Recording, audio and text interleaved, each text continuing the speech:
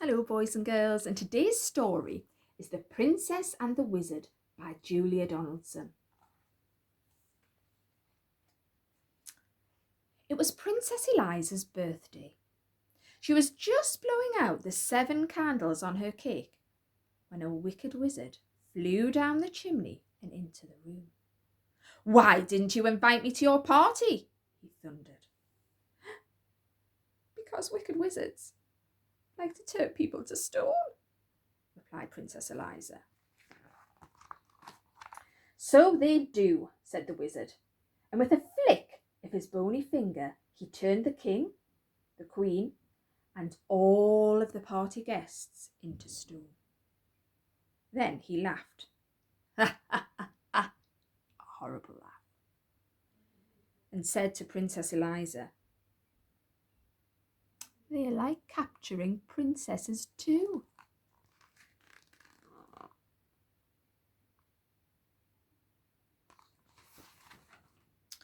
Just then there was a whirling of wings, and in through the window flew the princess's fairy godmother. She was late for the party. When she saw what had happened, she waved her wand and said, "The princess may try 7 times to escape by changing her colour and changing her shape." The wizard just laughed his horrible laugh and said, "Changing her colour, changing her shape, will never help Princess Eliza escape." Then he snapped his bony fingers again and turned the fairy godmother into stone. The wizard whisked Princess up the chimney and carried her away to his tall, dark castle. He locked her in the cellar, where she cried herself to sleep. The next day was Monday. The wizard unlocked the cellar door. He was holding the big red book which contained all his magic spells. "This is your first chance to escape," he said. "I shall count to 100 and then I shall come and find you." He opened his book, closed his eyes, and began to count.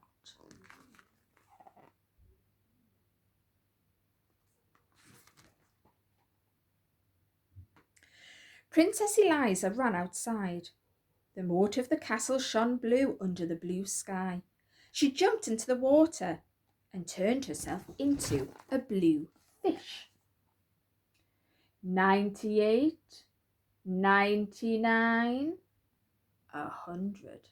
The wizard opened his eyes, looked in his magic book and read, "To find where Eliza is hiding for you, look in the moat for the fish that is blue."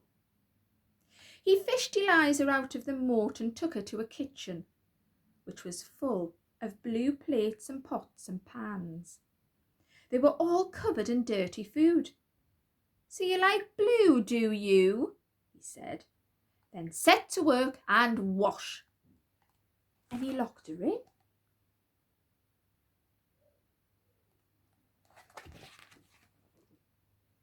On Tuesday morning, the wizard unlocked the kitchen door.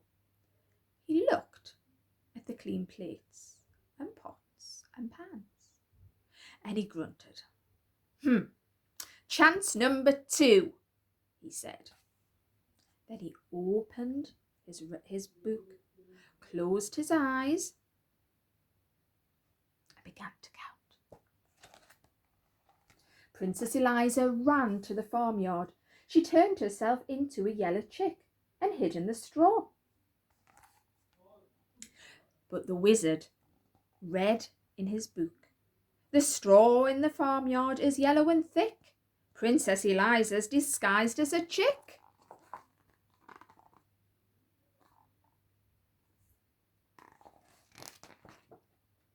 He scooped Eliza up and took her to a cupboard which was full of yellow socks. They all had holes in them, made by his pointy toenails. So, you like yellow, do you? He said. Then set to work and darn. And he locked her in. On Wednesday morning, the wizard unlocked the cupboard door, looked at the darn socks and grunted. Chance number 3, he said. And he opened the book, closed his eyes, and began to count.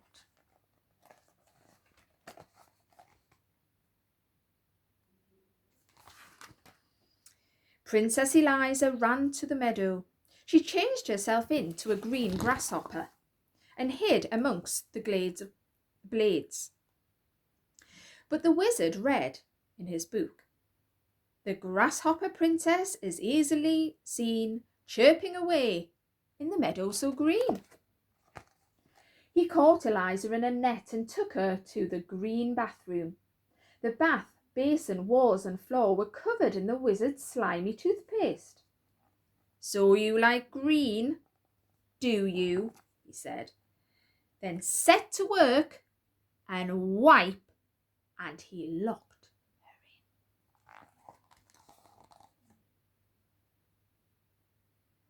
in.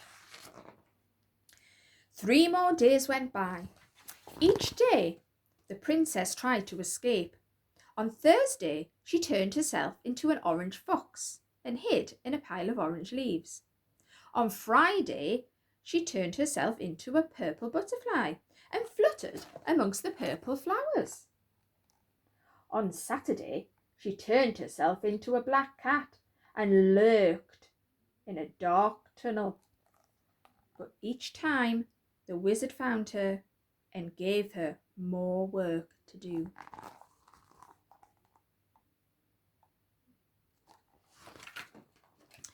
On Sunday morning, the wizard came onto the roof where Eliza had been scrubbing the sooty chimney pots. Instead of grunting, he laughed his horrible laugh. "This is your last chance," he said. "If I catch you this time, you must stay and work for me for the rest of your life." Then he opened his book, closed his eyes, and began to count.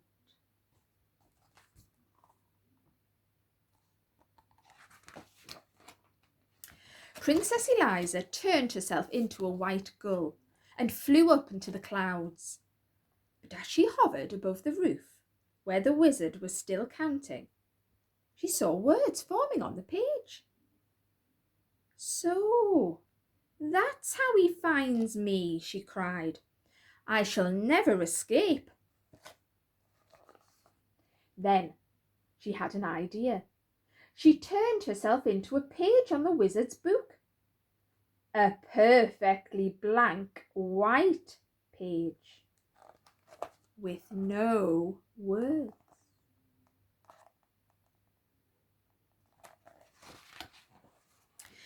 "99, 100.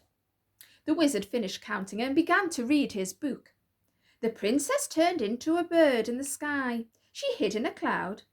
Then she had one more try. That was the end of the page. The wizard turned over and read more. But there was no more. The next page on his book was blank and white. He flew into a rage. "You stupid book," he shouted, and he hurled it into the moat. The book landed with a splash and sank to the bottom. All the wizard's magic was gone.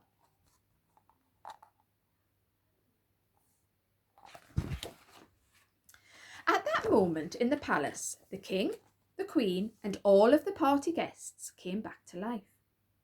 "Where is Princess Eliza?" they asked each other. Nobody knew except the fairy godmother, and she only smiled and said nothing. Princess Eliza had turned herself from a white page into a blue fish and was swimming to the edge of the moat. She turned herself into a yellow chick and ran across the corn in the farmyard. She turned herself into a green grasshopper and hopped over the grass. She turned herself into an orange fox and raced through the orange leaves. She turned herself into a purple butterfly and fluttered over the purple flowers. She turned herself into a black cat and streaked through the black tunnel. Then she turned herself into a white bird and flew.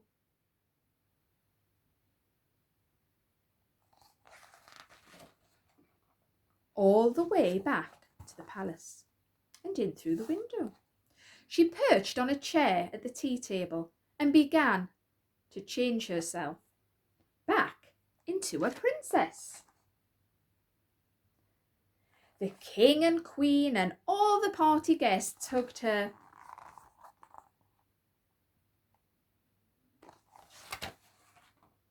Then Princess Eliza cut her birthday cake and everyone had a slice.